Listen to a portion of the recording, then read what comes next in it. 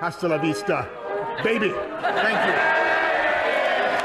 You have to talk about it to show how absurd it We is. inherited a bunch of formulas from the Labour Party that shoved all the funding into deprived urban areas. All I want is just not to live in destitute poverty. There's a slight thing in Britain about wanting easy answers. You know, be able to afford my rent and be able to afford my food. What needs to happen is, more graft.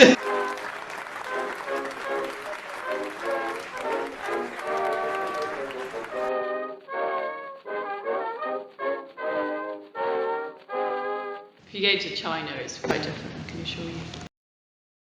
Truss or Sunak? If I put a gun to your head, who will you go for? Oh God.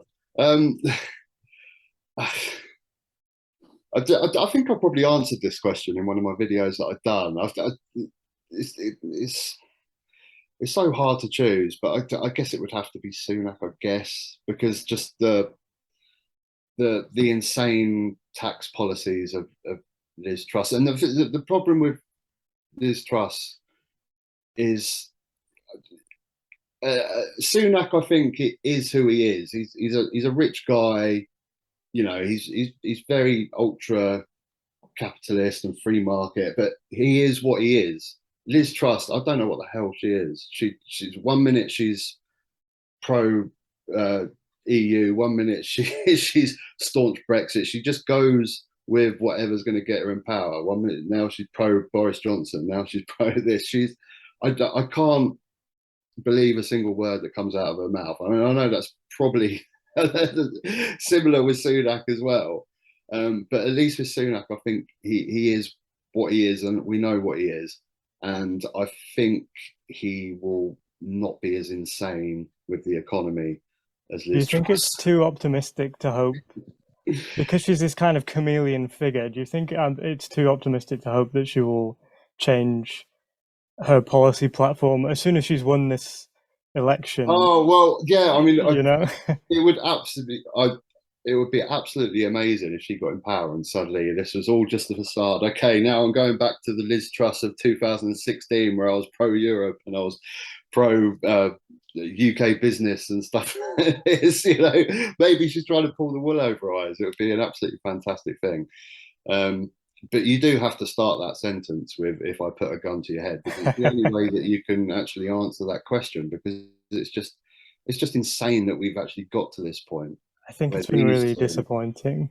These two are going to be picked by, what is it, like 200,000 Tory members, I think. And I don't think this about Conservative voters, but the Conservative base, the policies that have been supported to win them over just shows that, you know, some of their views are just outright despicable, you know. And again, I don't think that about Tory voters, but the kind of the base of the party membership, you know, is a very different group of people, I think. Well, it's just a slow descend over the last 10 years, isn't it? That's what happened, because it's this sort of Tory party that we have now doesn't just one day just flick over and it's like, well, it's just a slow descent, isn't it? From 2010, Cameron comes in, austerity, people start getting poor, people start suffering. Suddenly, Nigel Farage comes along. Oh, it's the immigrants. Blame the immigrants. Okay, we've got someone to blame. It's the EU. Okay, let's blame them. And then it's just the slow descend over the last 10 years to more and more right-wing politics in the Conservative Party, which has led us to Boris Johnson and now Liz Truss and Sunak. And the funny thing is, when you speak to a lot of the Conservative voters, and I'm talking more working people, you know, the rich people will always vote Conservative, they always will, but the working class Conservative voters, they got to the point now where they know they're terrible. They absolutely know 100%. You speak to them, are you happy with the Conservative Party? No, they're absolutely despicable. But they're still at that point where they can't trust the Labour government. They don't think that a Labour government will be slightly better. So now they're just at the point where they just don't trust anyone. Yeah. It's just they've lost all hope with politics completely, which is a really bad place to be in. And we're in a situation now where we have 200,000 Tory members going to decide the next Prime Minister over 2 years. And 2 years doesn't seem a long time, but it's a very, very important time to be prime minister right now. There's a lot of important decisions that need to be made, and we're ending up with this, which is. Do you think it's gotten bad enough for people that they're going to move over? I mean, the polls seem to show that that's the case, but whether that's going to be stable or not, it's hard what a lot of the working class conservative voters will do now. Whether they'll just think, oh, sod it, I'll go for one of these fringe parties. What is the old Brexit party now? Is it Remain or something? Reform, maybe. Reform, yeah, one of those. Whether they, think, oh, sod it, I'm going to vote, but I'll just go and do pointless votes like that, which I guess in a way is a vote for Labour, really, isn't it? And voting for them. But yeah, it's hard to tell. But as you know, 2 years is a very long time in politics. Yeah. Who knows what the voting public's going to be thinking? I feel there is a bit of a conspiracy mindset. Looking at other conspiracies like I've done in the past, there is an almost we can't let Labour into power no matter what. Among people that I know who are like Conservative voters, for example, they might hate what the Conservative Party is doing, but they kind of have this idea that like any Labour government will, they describe it like it's going to lead to some kind of like Stalinist, Marxist-Leninist government or something. And the last guy was Tony Blair. It seems bizarre to me that, I'm sure Corbyn didn't help with that image, but it seems bizarre to me that people still seem to have this really kind of closed mindset to voting Labour. Yeah, well, the same way that the Conservative Party has descended over the last 10 years, opinions on the Labour Party has done the same. Because I think the reason the Conservatives got voted in the first place in 2010 is because of this notion that Labour started the world financial crisis in 2000. They got the blame for the world financial crisis. I think mainly started in America anyway. I don't know the ins and outs. But they kind of got tarred with that brush straight away. And that was the start of the descent of the unpopularity of Labour. And then there was crazy media attacks on Ed Miliband that obviously took over then. And then Jeremy Corbyn. And yeah, Corbyn, I don't know what your feelings are on Corbyn, but he's... I don't think this country will ever want far left or far right, if that's what you want to call him. But then I think a lot of his policies are just, average socialist. Yeah. I mean, I think there was a lot of things that Corbyn's team got wrong and led to the downfall. But I also wonder, they had a good, they didn't win. I think people talk about them like they won the election against Theresa May, but they, considering where they were, they had a good shot, but they kind of squandered a lot of that, I think, later on. And, there's a whole conversation to be had about that. I think the anti-Semitism thing still hasn't been resolved properly, and there's still can't remember the name of the report now, but there was a recent summary of that about the previous leaked report. About anti-Semitism and it was also about like factionalism within the Labour Party and how that kind of stops it working properly. Yeah. And I'd be interested to hear your take on Starmer, but I'm not sure he's got a solution to it either. Yeah, I mean, we'll get to Starmer, but I'll finish off on oh yeah, sure. On Corbyn. It's strange because a lot of his policies are quite popular, but the guy is just not a leader, is he? He makes too many bizarre decisions. I think, you mentioned the anti-Semitism. I think a lot of the, I guess when you're talking Palestine and Israel, sort of the other side of that was you got perceived as having favoritism with a lot of Islam terrorist groups and stuff like that. It was I think the worst one was Russia, because after the Salisbury poisonings as well, he came out and said there was no evidence that not sufficient evidence that Russia was involved. And then when people the talk bizarre about being things that worried is about these just things, it plays into it, you know. it's just political suicide. The things that he's doing. I think Jeremy Corbyn's a good guy to have around, but just not a leader. And when you flip over to 2022 and you think of a guy like Mick Lynch, you know, Mick Lynch that's been Yeah, there in sure. the unions, you know, he's got the same sort of policy ideas. He's not a politician, but he agrees with, you know, Jeremy Corbyn's manifesto. But a guy like him, that a lot of working people in this country would relate to far more. I mean, I often think what that 2017 election would have been like if we had someone like him as a leader. Same policies, you know, nationalisation of the railways and energy companies and all the sort of same policies that Corbyn had, but Corbyn's just not a leader. And yeah, that was the killing blow, and that's where everything started with Labour Party, with everyone despising them, and that's when the woke started happening, and all this sort of nonsense. Do you think woke came out of that? Because I don't know if I'd agree with that, but maybe. What do you think? It was a bit later. I I think that's sort of where it started, where there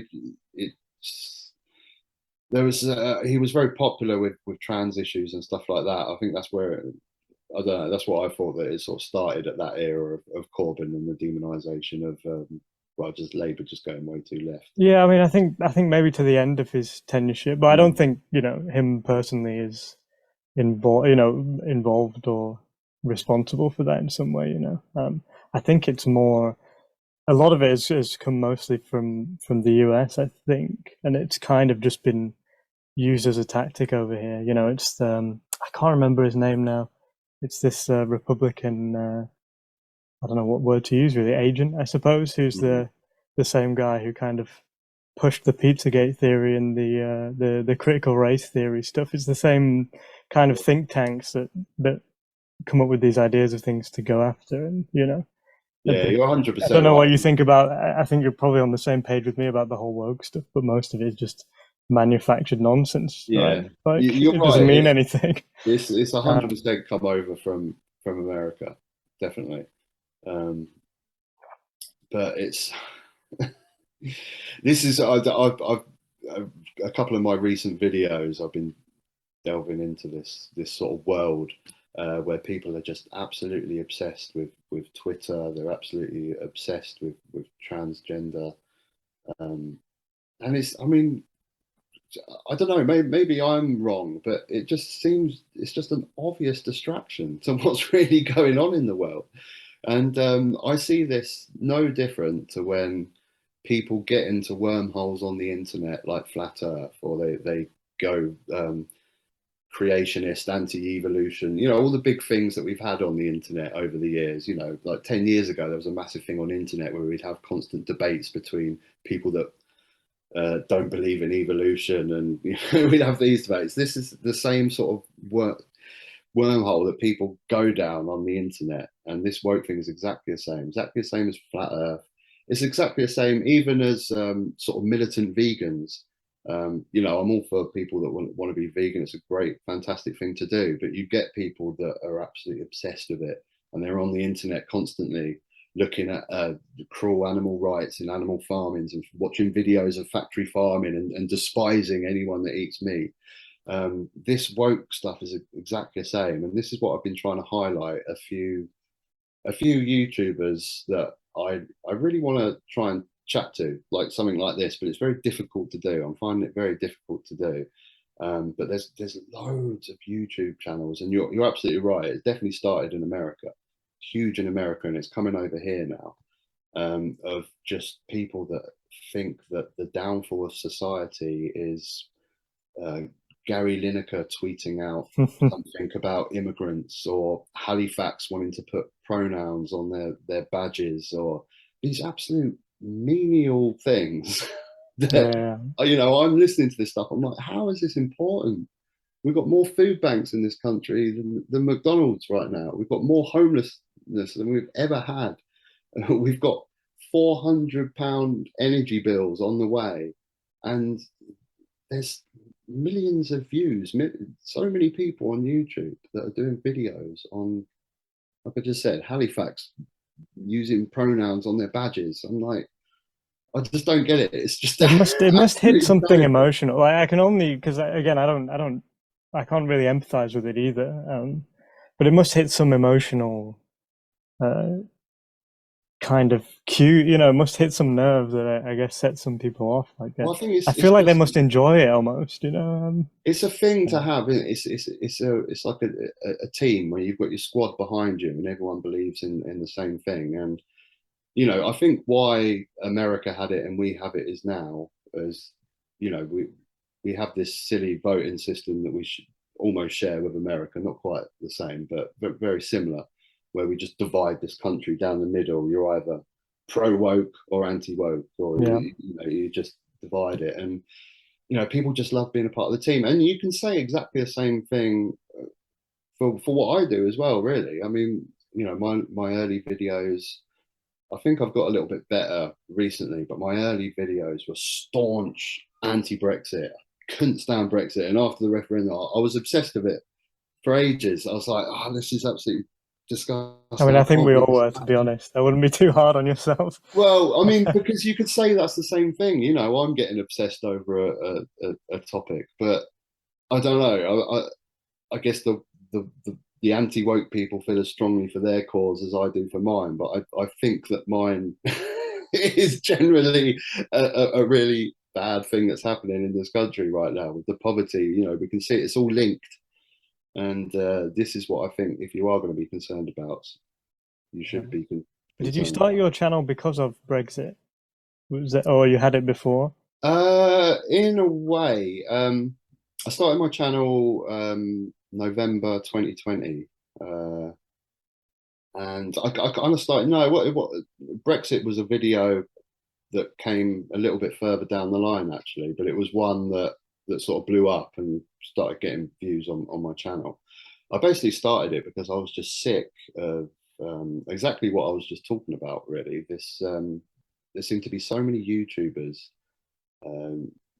working class people in the UK that were doing all these sort of right wing YouTube channels and the anti woke, and they're concerned people. I don't know if you know of these guys, Alex Belfield and stuff like that. And I kind of got sick of it, and I was just thinking there doesn't seem to be any sort of working class voices on the left, if you say. I do hate using these terms because I think the left and the right is so abstract now from what it's really hard to pin down, and it kind of puts people in a box. But yeah, for sure. I didn't really see anyone doing sort of left wing channels, and it just didn't seem to be there in the working class environment, because there's people, we don't all think like that. That was the main thing, really. I was like, working people in this country do not all think like Alex Belfield and these right channels. They don't. And I thought, I was sick of it, and I thought, you know what, I'm just gonna sod it. I'm in my van all day.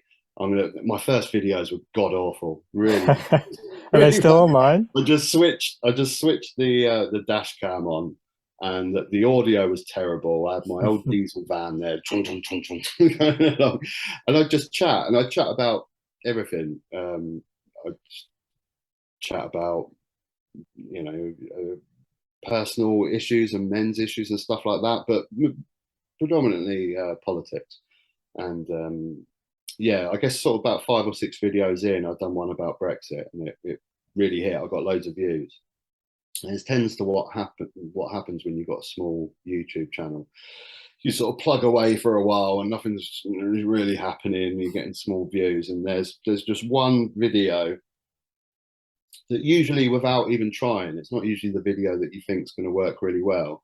It just coincidentally the title is good, or the thumbnail done well, and it was a topic that people were interested, and that one really blew up. And I was like, oh, okay, so people are interested, because a lot of the voices that I was hearing around Brexit was at that time as people were done with it. They didn't want to talk about it. It happened in 2016, and it just trundled on and on and on. And even people that voted to stay in Europe were kind of sick of it at that point. I was like, oh, okay, so there is actually people that are still interested in this topic, and there's quite a lot of people that are, because they know that it's having massive effect. And obviously, coming to the end of 2020 was when it really took effect. Brexit into 2021. Yeah, That's when it was sort of early 2021 when I made my first Brexit video. Yeah. One of the things I found interesting is that you get a lot of views for your subscriber count. Do you think that's just because you make videos about, topics that maybe anyone is interested in? It was just a curious observation. Oh, so you mean I get more views than how many subscribers? Yeah, maybe like 4 or 5 times. I thought that was quite. I mean, maybe that's normal. I'm not an expert on these things, but I just wondered if you Yeah, had any idea about your appeal, or Yeah, I don't know. I think generally I see that as a good thing anyway, because it's a sign of a healthy YouTube channel. Absolutely. Because say you've got 100,000 subscribers, but you're only getting 10,000 views. YouTube doesn't like that too much. It doesn't pump out your videos. It's like, oh, hang on, your subscribers ain't even watching your videos. So I'm I'm happy that happened.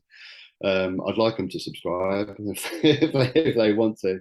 But yeah, I can't really pinpoint a reason for that. I've noticed it. Some videos just appeal to a much broader audience. I think it's just because I try to hit a few different topics, and sometimes people will like one of my videos but probably not like the entire of my catalogue of videos, so don't subscribe. Maybe that's something to do with it. But I try to, it's all political based, but I try to do different topics of all different types of different politics and stuff like that. But yeah, I've got no real rhyme or reason for that. But it's good in a way. Like I say, it means your channel's healthy, and YouTube will try and promote it if you're getting more views than your subscribers. Do you feel a responsibility now you've got a bigger subscriber base than previously? It's an interesting question, actually. Yeah, that is a really interesting question, because it's hard not to get carried away. And I do try and inform people that, I'm not the be all and end all of British politics. This is purely just a man in a van with his opinion. I'm never 100% right. No one's 100% right on anything.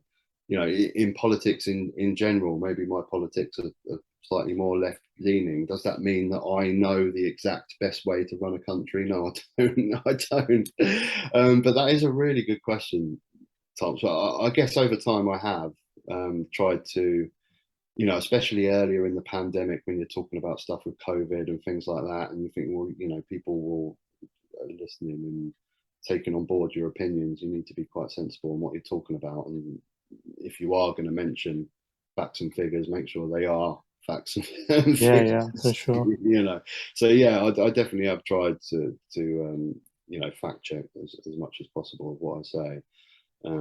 But I do think I need to get that message clear on more videos, that this is just a man in his van with his opinion, and that's all it is. Yeah, I just because I noticed I can't remember if you said it while we've been recording or before, that you're trying to reach out to other people, and I wondered if that was part of that to to start more of a discussion. I think there's a lot of political YouTubers who kind of dictate their opinions to their audience, and obviously everyone is going to say their opinion, but I don't know. I guess your style is a bit more shows a bit more humility, I guess, like you said. Yeah. So I wondered if that was part of it, and as well, like how valuable you find like feedback from your community and stuff. What is YouTube like as a political space, and has it had any effect on your political outlook? There's a lot of questions in there. I appreciate that, but I'll start from the beginning. So yeah, I have found that I've got to the stage where I don't want to help the divide in this country. We spoke on it earlier. We have this massive divide in this country: red versus blue, anti-woke versus woke. We're wedged right down the middle, and I did sort of come to a realization that maybe the sort of content that I do is just fuel for the fire for this divide, and it's not really helping. I thought that I can put my opinions out there, and maybe people on the other side would maybe come across and think, oh, maybe he's got some valid things to say. But I think really That does happen from time to time, but I think a lot of the time, I hate to use this term, but preaching to the converted. There's lots of different opinions on the left of politics, and that's what I enjoy in my comment section. We always have different disagreements, and everyone has different ideas. But I do, going forward, really want to try and help with this divide in this country, because it's so bitter and it's so poisonous, and that's why I'm trying to reach out to other YouTubers on the other end of the political spectrum to see if they'll come and talk to me and do something similar like this. But it's very, very difficult because that divide is so bitter. It really is. You know, I've never known a period in time in this country like it. I wasn't around in the 80s in Thatcher time.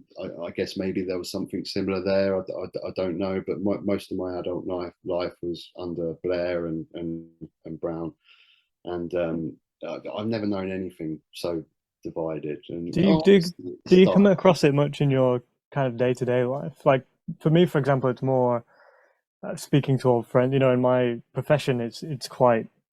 I mean, there's always an opinion, but it's much more left-leaning and quite a bit more homogenous in thought. Or the differences are more academic rather than, you know, massive. You know, there's no one talking about woke issues. You know, when I go home, maybe there's a bit more about that. But I just wondered, maybe in your like day-to-day life, whether you experience the divide. I think it's definitely more of an online thing. Yeah. You know, people with no comeuppance to what they say, you know, will say whatever they want. But during Brexit and referendum time, people were very, very vocal about politics. We don't really like talking about politics in this country in friendly conversation with good friends and things like that you know well. But, you know, people at work and stuff like that, you don't really. But that was the first sort of time that I started seeing politics openly discussed at work around the referendum, and people feel so passionate about it. And I think that's where obviously where the divide started. But yeah, openly in real life, in real conversation, I don't think it comes up as openly. But that's where it's built up inside, and then it really releases online. That's where it all comes out. Yeah, I guess what I'm trying to figure out, and is how much of it is real, I suppose, and how much of it, as you said, is a result of it being online. But I guess if people are just more honest, then they're still thinking those thoughts, you know. One of the things, and I think this is kind of where a lot of the woke stuff originates from, to go way back to that part of the conversation, and the last video that I put up was kind of about that with these Canadian truckers. It was about how that spilled from online like into the real world. And I think that's probably where a lot of this woke stuff comes. Because if you've been on YouTube for, I don't know, like I've not quite grown up with YouTube, but since I was, you know, 20 at least, right? Let's say. So it's been a long time. And if you've been following that, these kind of arguments have always been there. They've just kind of almost been seen as too ridiculous to be in mainstream media, but somehow like that, what is ridiculous and what isn't, you know, that's what seems to have changed. And I think that's where a lot of this stuff is kind of spilled from the online space, as everyone becomes more online. And then I feel like we're living out kind of 2014 YouTube or whatever but in like, you know, in real life. So does that make sense? Yeah, no, you're absolutely right. I completely agree with you. It was these conversations did seem too ridiculous to bring out on the mainstream. I mean, my theory for that is I can only really base it in this country, because that's mainly what I absorb. But I think it really came to the mainstream, this woke thing in this country, because the Conservative Party were doing so bad that they had to throw something at Labour, if that makes sense. And because they're not in power, they can't. The Conservatives can't rave about the great things that they're doing, because they're not doing anything. So that all they can do is because these small stories are coming out about a Labour MP that's gone on a trans right rally, or you know, so Kier Starmer can't define what a woman is or something. He gets asked a question.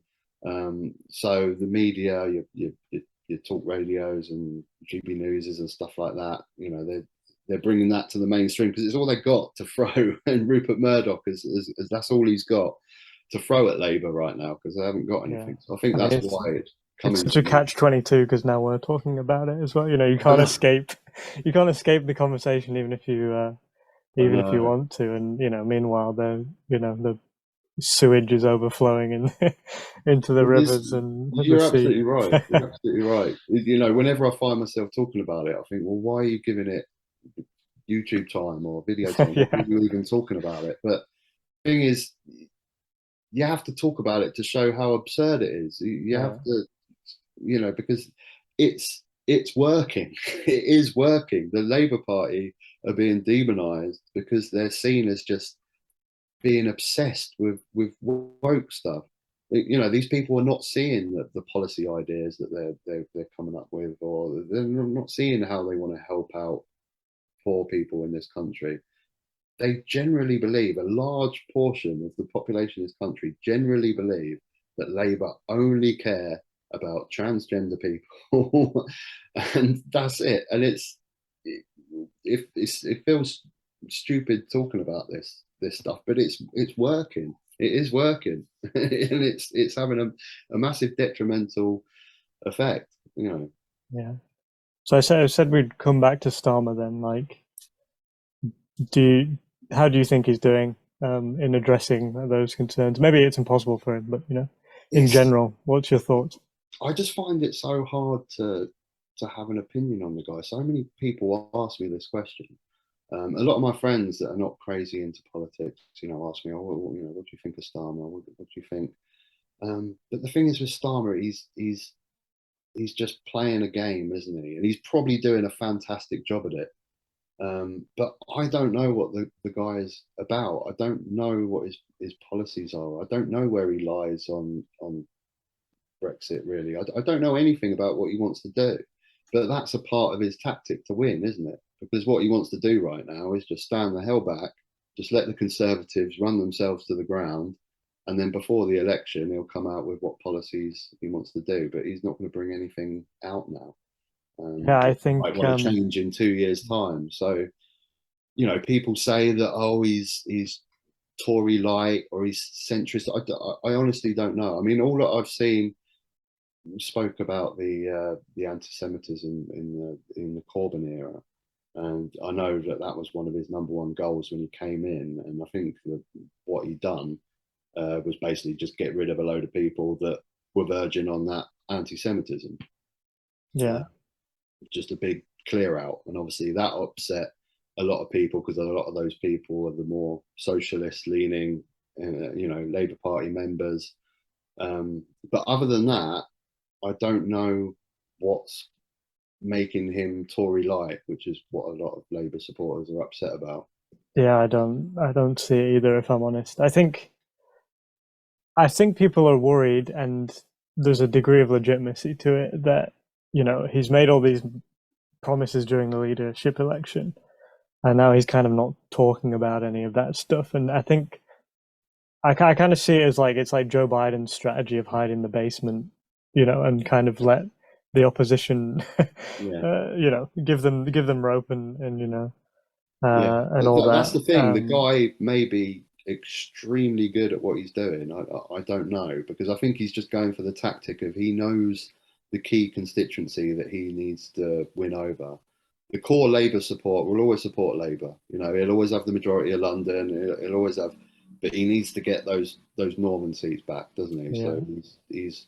But yeah, what I'd say to those people is, you know, they've still got Angela Rayner as the deputy leader, and I think.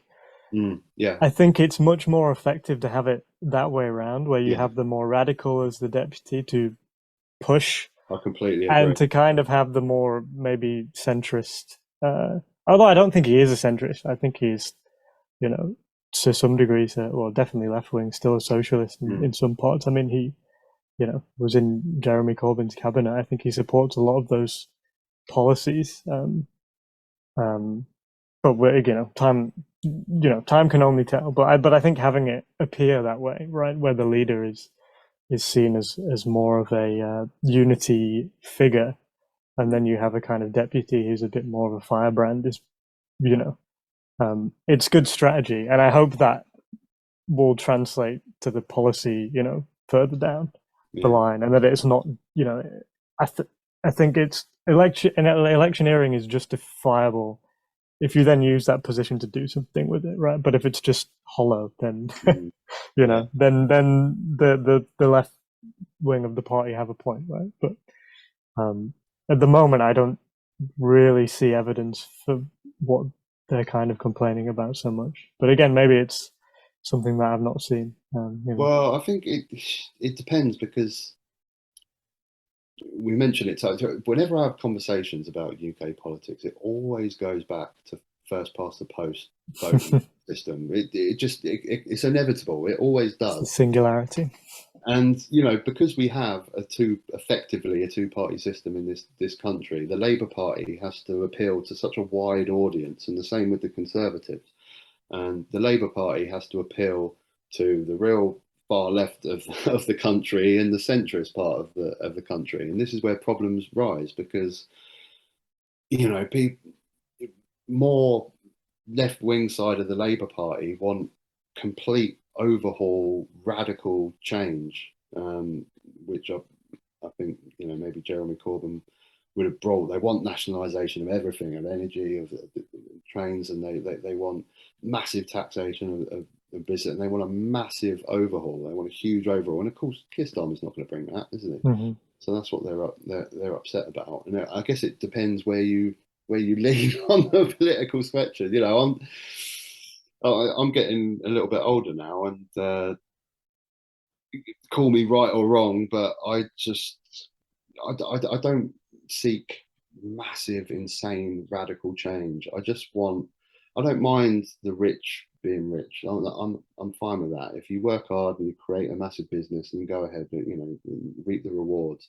All I want is just not to live in destitute poverty. Be able to afford my rent and be able to afford my food and be able to do the things that I want to do, and go to holidays and go to concerts and have a free life, and just not have to go through the streets of desolate buildings and homelessness everywhere and drug taking everywhere. I just you want a decent healthcare system and decent education. These are not crazy things to want.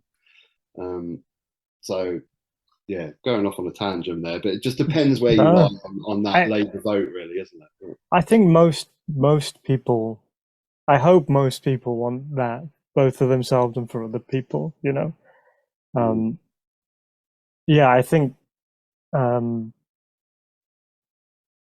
think the difficulty is between the kind of more revolutionary socialists and democratic socialists, right? And that's kind of the divide.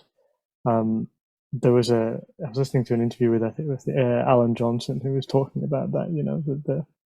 The Labour Party is democratic socialists, and so you need to but I do think there are members of the Labour Party who probably kind of think of themselves more as revolutionaries than as Democrats. But again, what I'd say to those people is that that's fantastic that you have those views, but you have to understand that we live in a country where we have two choices.